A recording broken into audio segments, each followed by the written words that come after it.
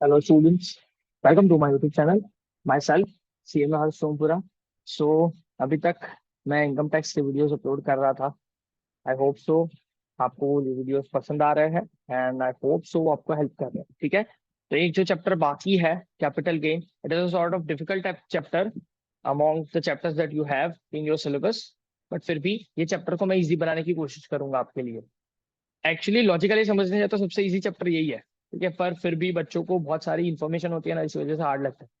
पर ये चैप्टर को आप स्किप कर सकते हो इन द सेंस, बड़ा क्वेश्चन अगर आपको अटेंड करना है, बिग क्वेश्चन अगर आपको अटेंड करना है, तो ये चैप्टर को आप स्किप कर सकते हो. एंड स्मॉल सम्स के लिए you have to read this chapter, क्योंकि स्मॉल सम्स बहुत सारे हो सकते हैं. तो उसके लिए मैं इजी बना दूंगा ये चैप्टर को आपके लिए. ठीक है, स्टार्ट करते हैं. बहुत इजी चैप्टर है, सिर्फ मेरे साथ रहना, जो जो मैं चीज बोलूँ उसको अंडरस्टैंड करने की कोशिश करना. अगर आपको नहीं याद रहता है तो एक बार नहीं, तीन बार नहीं, चार बार ये वीडियो देखना, ताकि आपको समझ में आ जाए. ठीक है, इफ पॉसिबल वीडियोस को 1.5 की स्पीड पे आप देखोगे तो आपको याद रहना चालू हो जाएगा. जितना जल्दी आप एक वीडियो दो तीन बार ही देखोगे, उतना याद रहना स्टार्ट हो जाएगा. ठीक है, उसके बाद एक स्मॉल रिक्वेस्ट, आप वीडियोस को शेयर करो, सब्सक्राइब करो एंड लाइक करो इफ पॉसिबल. ठीक है, ताकि मुझे भी मोटिवेशन मिलता रहेगा. एंड उसी के साथ स्टार्ट करते हैं. तो आज का टॉपिक है कैपिटल गेन. अब कैपिटल गेन, गेन का मतलब क्या? फायदा. सिंपल है, फायदा. पर किसके ऊपर? कैपिटल के ऊपर. अब यहाँ पे इनकम टैक्स के अंदर कैपिटल मतलब क्या? कैपिटल मतलब it is a sort of investment, कि आपने कोई एक जगह पे इन्वेस्टमेंट किया है, कोई प्रॉपर्टी आपके पास है, कोई एक ऐसी चीज है जो आपके पास पड़ी है, वो कैपिटल है आपकी. ठीक है, जो कैपिटल आपने इन्वेस्ट किया था, वो चीज को बेचा, तो उसके ऊपर जो फायदा हुआ, तो वो भी एक इनकम ही है ना. तो उसके ऊपर गवर्नमेंट ऐसा बोल रही है, इनकम टैक्स डिपार्टमेंट ऐसा बोल रही है, अगर आपको फायदा हुआ है तो भाई उसके ऊपर टैक्स भरो. ठीक है, तो वो जो फायदा हुआ है उसके ऊपर टैक्स भरने के लिए गवर्नमेंट ने पूरा कैपिटल गेन के ऊपर एक हेड ही बना दिया, कि भाई देखो कौन सी चीज आपके लिए कैपिटल एसेट मानी जाएगी. ठीक है, कौन सी चीज आपके लिए कैपिटल एसेट, कैपिटल गेन है ना. तो कैपिटल, कौन सी चीज कैपिटल एसेट होगी जिसको आप बेचोगे तो आपको फायदा होगा, तो वो आपको टैक्सेबल हो जाएगा. तो कौन सी चीज आपके लिए कैपिटल एसेट है, वो पहले वो डिसाइड करना बहुत ही जरूरी है. ठीक है, तो कैपिटल गेन, तो सबसे पहले कैपिटल एसेट के ऊपर, कैपिटल एसेट आपके पास जो होगा, वो चीज को आप बेचोगे, उसके ऊपर जो फायदा होगा उसके ऊपर आपको टैक्स लगाना है. तो कैपिटल एसेट के ऊपर जो फायदा हो रहा है ना, उसके ऊपर, उसको बोलते हैं कैपिटल गेन. यहाँ पे उसी चीज को मैंने डिफाइन किया हुआ है कि gain arised on transfer of capital asset is considered as capital gain. Simple है, कैपिटल गेन की अगर डेफिनेशन पूछे, सिंपल इतनी डेफिनेशन आप लिख सकते हो तो भी हो जाएगा. ट्रांसफर का मतलब सेल होता है इन टैक्सेशन. ठीक है, फिर capital asset, capital asset means, capital asset का मतलब, अब कैपिटल एसेट नाम तो मैंने बोल दिया कि कैपिटल एसेट को ट्रांसफर करना है. कैपिटल एसेट उन्होंने डिफाइन करके दिया हुआ है इनकम टैक्स में, ये भी आपको पूछ सकते हैं, याद रखना बहुत ही जरूरी है. कैपिटल एसेट में क्या क्या इंक्लूड होता है, देखो.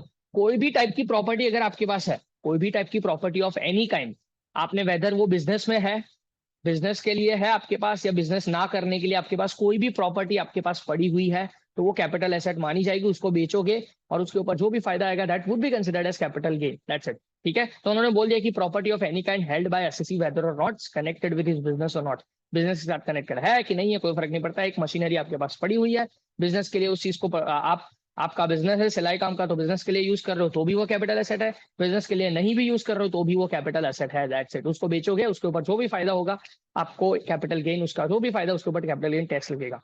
फिर आता है securities held by FII. FII मतलब फॉरेन इंस्टीट्यूशनल इन्वेस्टर.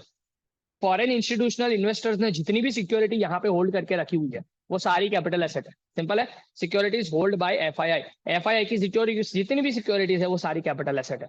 सिंपल है. फिर उसके बाद यूनिट लिंक इंश्योरेंस पॉलिसी, सिर्फ आपको ये याद, नाम ही याद रखना है कि unit link, unit insurance policy, जो यूनिट आप इन्वेस्ट करते हो तो वो भी आपके लिए एसेट मानी जाती है. ठीक है, तो तीन चीज कैपिटल एसेट में उन्होंने इंक्लूड किया है. कौन सी? कोई भी टाइप की प्रॉपर्टी हो, कोई भी चीज आपके पास है प्रॉपर्टी, सिर्फ लैंड एंड बिल्डिंग की प्रॉपर्टी में नहीं मानी जाती, बहुत सारी प्रॉपर्टी में मानी जाती है. ठीक है, फिर उसके बाद securities held by FII and unit link insurance policy. ये तीन चीज जो है वो कैपिटल एसेट में इंक्लूड होती है. पर कौन सी चीज कैपिटल एसेट में इंक्लूड नहीं होती, वो उन्होंने बताया हुआ है, वो प्रिसाइजली समझना जरूरी है. Stock in trade. अब आप जिस चीज का बिजनेस कर रहे हो, जिस चीज का बिजनेस कर रहे हो, वो चीज को आप कैपिटल नहीं मान सकते. सपोज मान लेते हैं कि आप बिजनेस करते हो, नॉर्मली बोल दूं कि आप टीवी टीवी सेल करते हो, डीलर हो आप. ठीक है, तो आपके आपके गोडाउन में टीवीज, बहुत सारे टीवी पड़े होंगे. सिंपल है, तो फिर वो टीवी आपका स्टॉक इन ट्रेड है, तो उसको बेच के आप बिजनेस इनकम करोगे, कैपिटल गेन नहीं करोगे. उसको बेच के क्या करोगे? बिजनेस इनकम करोगे, कैपिटल गेन नहीं करोगे. That is what income tax wants to tell. कि आप ये समझो कि आपका स्टॉक इन ट्रेड जो है ना, आप नॉर्मली जिस चीज के लिए बिजनेस कर रहे हो ना, वो चीज आपके लिए कैपिटल एसेट नहीं है। ठीक है, वो चीज आपका कैपिटल एसेट नहीं, वो आपका गुड्स ही है, तो उसको बिजनेस इनकम में कंसिडर करो। पर इसके अलावा आपके पास कोई कैपिटल एसेट पड़ी हुई है जिसका आप यूज कर रहे हो, that would be considered as capital asset. ठीक है, तो stock in trade capital asset नहीं है।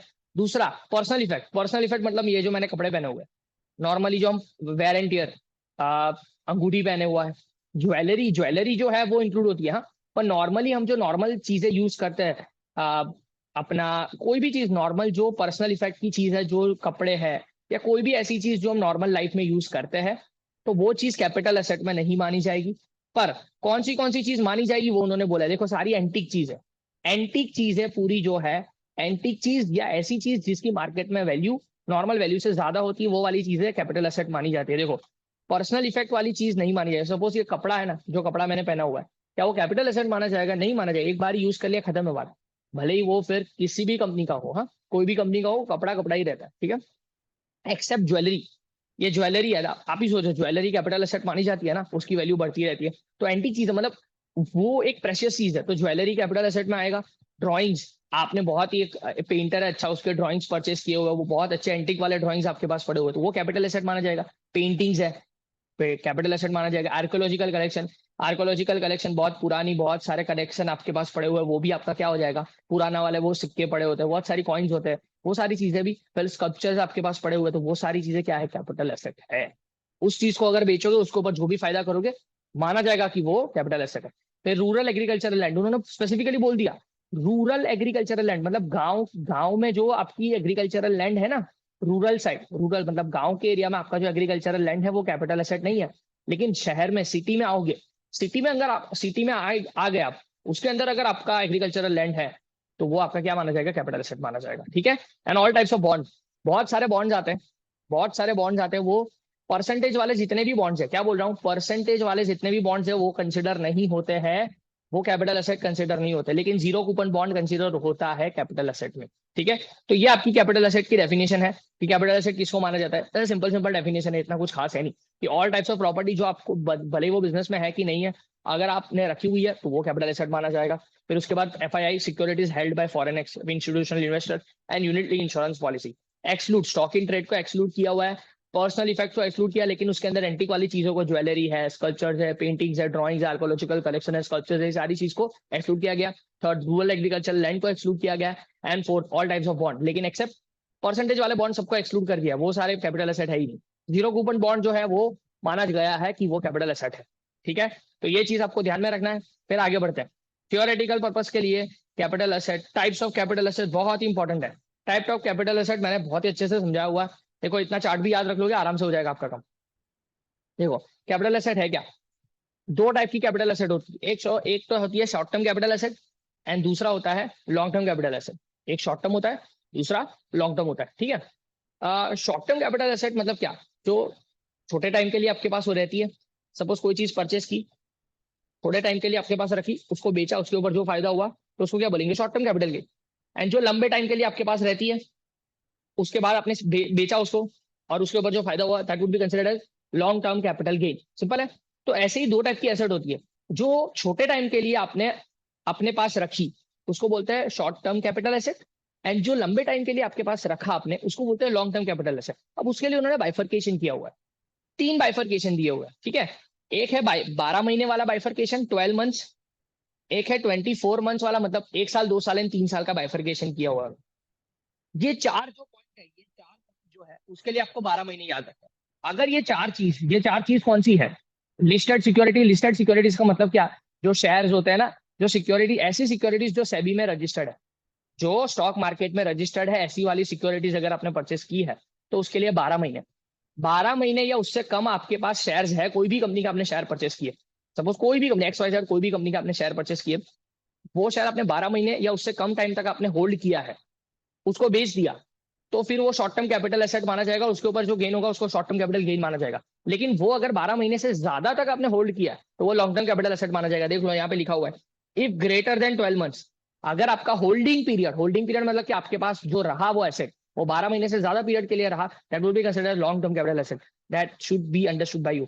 एज अ स्टूडेंट आपको ये अंडरस्टैंड करना जरूरी है। 3 पार्ट में ये चीज को बांटा गया है, 12 महीने, 24 महीने और 36 महीने। ठीक है, तो 12 महीने में सबसे पहली चीज क्या बोली, 12 महीने उसके अंदर listed security, second zero coupon bonds, फिर units of UTI, unit trust of India. हाँ, यूटीआई मतलब unit trust of India. Fourth equity oriented units. Equity oriented units मतलब म्यूचुअल फंड होते हैं जो इक्विटी ओरिएंटेड ही होते हैं नॉर्मली, तो वो 12 महीने के अंदर आता है। ठीक है, तो इसके बाद उन्होंने बोला है ये 4 पॉइंट ऐसे है, ये 4 चीजें ऐसी है जिसके अंदर आपको ये चेक करना है, अगर आपने परचेस किया वो चीज और 12 महीने तक अगर आपका होल्डिंग है उसका, 12 महीने तक, तो वो शॉर्ट टर्म है। 12 महीने से ऊपर गया ना तो वो लॉन्ग टर्म बन जाएगा, वो एसेट आपका लॉन्ग टर्म बन जाएगा। ठीक है, तो कौन सी 4 चीज है जिसके लिए 12 महीने लगता है? अभी भी बोल रहा हूँ, एग्जैक्ट 12 मंथ्स भी हुआ तो शॉर्ट टर्म है। 12 महीने को एक्सीड किया ना from the date of purchase तो वो लॉन्ग टर्म बन जाएगा। Listed security, zero coupon bond, units of UTI and equity oriented units. फिर उसके बाद आता है 24 मंथ्स। अब ये 2 चीज ऐसी है जिसके लिए 24 मंथ्स वो लोग कंसिडर करते हैं। 24 मंथ्स किससे? Unlisted securities. लिस्टेड सिक्योरिटीज के लिए 12 महीने थे। अनलिस्टेड सिक्योरिटीज जो सेबी में रजिस्टर्ड नहीं है, प्राइवेट कंपनी के शेयर जो होते हैं ना वो रजिस्टर्ड नहीं होते, सिंपल है, प्राइवेट कंपनी के शेयर रजिस्टर्ड नहीं होते, तो फिर इन दैट सिनेरियो वो अनलिस्टेड शेयर हो गए। तो अगर अनलिस्टेड शेयर आपने परचेस किए तो 24 महीने तक अगर आपने रखे अपने पास, उसके बाद सेल किए, 24 महीने के अंदर अंदर परचेस करके सेल कर दिया तो वो शॉर्ट टर्म, 24 महीने के बाद आपने सेल किया तो इन दैट सिनेरियो वो लॉन्ग टर्म बन जाएगा। ठीक है, एंड लैंड एंड बिल्डिंग, 2 चीज आपको याद रखनी है 24 महीने के लिए, क्या? Unlisted securities and second land and building. Unlisted securities, second land and building, ये 2 चीज अगर आपने परचेस की है 24 महीने के बाद अगर आपने सेल की तो फिर उसके बाद वो लॉन्ग टर्म बन जाएगा। 24 महीने से पहले किया तो शॉर्ट टर्म बन जाएगा। ठीक है, एंड इसके अलावा कोई भी एसेट है, ये जो 12 महीने और 24 महीने वाली जो 6 एसेट आपको बताई, उसके अलावा कोई भी एसेट जो कैपिटल एसेट है उसके लिए 36 मंथ्स का टाइम पीरियड लगेगा। 36 मंथ मतलब क्या? 3 महीने, 3 साल, 3 साल। ठीक है, यहाँ पे देखो लॉ में उन्होंने मंथ्स वाइज लिखा है तो मंथ्स वाइज ही याद रखना बेटर रहेगा। 12 मंथ्स, 24 मंथ्स एंड 36 मंथ। तो 12 मंथ्स के लिए 4 चीजें हैं, 24 मंथ्स के लिए 2 चीजें हैं, 36 मंथ्स। ये 2 कैटेगरी में से हटा दो, ये 2 कैटेगरी में जो जो चीज है उसके अलावा कोई भी एसेट कैपिटल एसेट है तो वो थर्ड कैटेगरी में आएगी। थर्ड कैटेगरी मतलब 36 मंथ्स वाली कैटेगरी। 36 मंथ्स वाली कैटेगरी में मतलब 36 महीने के अंदर अंदर परचेस करके आपने सेल कर दिया तो वो शॉर्ट टर्म, 36 महीने से ऊपर गए तो वो लॉन्ग टर्म कैपिटल एसेट हो जाएगा। यही चीज मैंने बताई है पूरे चार्ट में, बस इतना ही आपको याद रखना है और कुछ नहीं है। चार्ट समझ लिया, खत्म बात। ठीक है, ये चार्ट समझ लो, ये हो गया ग्रेटर देन 12 मंथ्स। देख लो एलटीसीए, एलटीसीए का मतलब क्या? Long term capital asset. If greater than 24 months LTCA, if 36 month LTCA, 36 month हो गया। बस इतनी चीजें याद रखनी, तो 2 टाइप की कैपिटल एसेट है, short term capital asset, long term capital asset. Done है? ओके, आगे बढ़ते हैं। Proforma for calculation of capital gain. अब कब से मैं बता रहा हूँ sir capital gain, capital gain, capital gain क्या है, तो कैपिटल गेन कैलकुलेट करना कैसे है वो तो बताओ सर। ठीक है, बता देते हैं, बहुत ही इजी फॉर्मूला है। देखो क्या होता है, नॉर्मली आप समझो, आपको कैपिटल गेन फाइंड आउट करना है। क्या करते हो आप? सेल, सेल माइनस परचेस, वही करते हो ना आप, सेल माइनस परचेस ही करते हो, तो वही करना है यहाँ पे भी, सेल माइनस परचेस। अगर फायदा हुआ तो कैपिटल गेन है, इट इज दैट सिंपल। तो यहाँ पे वही है, देखो proforma for calculation of capital gain कैसे कैलकुलेट करना है शॉर्ट टर्म। तो short term capital gain, short term capital gain कैसे कैलकुलेट करते हैं? सबसे पहले उन्होंने बोला है सेल कंसिडरेशन। सेल कंसिडरेशन का मतलब क्या? जितने रुपए में आपने, जितने पैसे में आपने सेल किया, जितने पैसे में आपने वो एसेट को सेल किया उसको बोलते हैं सेल कंसिडरेशन। ठीक है, वो एसेट को सेल किया, ठीक है, लिख दो। Less transfer expense, transfer expense मतलब स्टैम्प ड्यूटी वैल्यू होता है, लीगल एक्सपेंडिचर हो गया कोई, मतलब बेचने के लिए छोटा मोटा जो खर्चा हो गया ना, जो लीगल एक्सपेंडिचर हो गया, छोटे मोटे जो भी खर्चे हो गए बेचने के लिए, वो सारे ट्रांसफर एक्सपेंस माने जाते हैं। फिर कॉस्ट ऑफ एक्विजिशन माना जाए तो कॉस्ट ऑफ एक्विजिशन भी माइनस कर दो। एंड फिर है cost of improvement. Cost of acquisition मतलब क्या? कॉस्ट ऑफ एक्विजिशन मतलब वो एसेट परचेस करने का जो खर्चा था डायरेक्टली माइनस कर दो। कॉस्ट ऑफ इंप्रूवमेंट मतलब कई बार होता है ना कि आपने वो एसेट परचेस की लेकिन उसको ठीक करवाने के लिए, थोड़ा इंप्रूव करवाने के लिए भी थोड़ा बहुत खर्चा किया, तो वो खर्चा भी आपको माइनस कर देना। तो उसके बाद भी अगर आपको कुछ फायदा हुआ तो वो मान लिया जाएगा शॉर्ट टर्म कैपिटल, एसटीसीजी। उसको उसको शॉर्ट फॉर्म में क्या बोला जाता है? एसटीसीजी। डन है, एकदम सिंपल है। क्या बोला है? सेट सेल कंसिडरेशन लिखो, उसमें से ट्रांसफर एक्सपेंस माइनस करो, कॉस्ट ऑफ एक्विजिशन माइनस करो, कॉस्ट ऑफ इंप्रूवमेंट माइनस करो। 3 चीजें माइनस करनी है आपको। उसके बाद जो भी बताएगा मान लिया जाएगा कि वो शॉर्ट टर्म कैपिटल गेन है। ठीक है, ये आपका short term capital gain find out करने का तरीका है। अब आते हैं long term capital asset. Long term capital gain अगर आपको फायदा करना है, सिंपल सिंपल है, कुछ नहीं करना है ज्यादा से ज्यादा। सेल कंसिडरेशन वैसा का वैसा, ट्रांसफर एक्सपेंस वैसी की वैसी। यहाँ पे कॉस्ट ऑफ एक्विजिशन जो था वहां पे सिर्फ कॉस्ट ऑफ एक्विजिशन था, यहाँ पे इंडेक्स्ड कॉस्ट ऑफ एक्विजिशन है, इंडेक्स्ड कॉस्ट ऑफ इंप्रूवमेंट है। इंडेक्स क्यों लगाते हैं? इंडेक्स क्यों लगाते हैं? क्यों लॉन्ग टर्म में इंडेक्स लगाना पड़ता है? क्योंकि आपने 10 साल पहले कोई चीज परचेस की है, तो 10 साल पहले सपोज 10 लाख रुपए आपने खर्च किए थे और आज उसकी वैल्यू, बट ऑब्वियस है वो इंडेक्स के हिसाब से उसकी वैल्यू तो लानी पड़ेगी ना आज इन्फ्लेशन के हिसाब से, इसी वजह से इंडेक्स किया जाए। ठीक है, ये तो सम एक ही सम बताऊंगा ना तो आराम से आ जाएगा। तो आपको तो लॉन्ग टर्म कैपिटल एसेट है तो आपको तो ये 3 चीज याद रखनी नॉर्मली है। सेल में से ट्रांसफर एक्सपेंस को माइनस करना है ये दोनों में। शॉर्ट टर्म है तो सिर्फ cost of acquisition, directly index विंडेक्स कुछ नहीं करना है, सीधा cost of acquisition and cost of improvement दोनों माइनस कर दो, सिंपल। लेकिन अगर लॉन्ग टर्म कैपिटल एसेट है, सेल कंसिडरेशन में से transfer expense, index cost of acquisition, index cost of improvement दोनों माइनस कर दो, लॉन्ग टर्म कैपिटल गेन आपका आ गया। ठीक है, तो इतनी चीजें जो आपको याद रखनी है। आई होप सो आपको ये चीज पसंद आई होगी। ये आपके लिए बेसिक जानना बहुत ही जरूरी था। ये वीडियो देखे बिना आगे के सम्स देखोगे थोड़ा मुश्किल रहेगा। इट इज बेटर कि पहले आप ये चीज करो उसके बाद ही दूसरा वीडियो देखो। Thank you so much. अगर आपको ये वीडियो अच्छा लगे तो please do like share and subscribe as much as possible. We shall meet in the next video.